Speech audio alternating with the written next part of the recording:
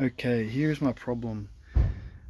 Everything is fully connected now. The diesel heater is installed, all wired up, and the fuel line is to the pump. When I hold OK, push down,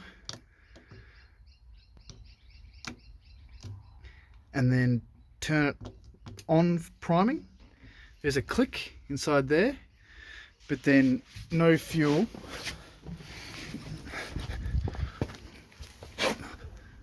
No fuel. No power. Nothing.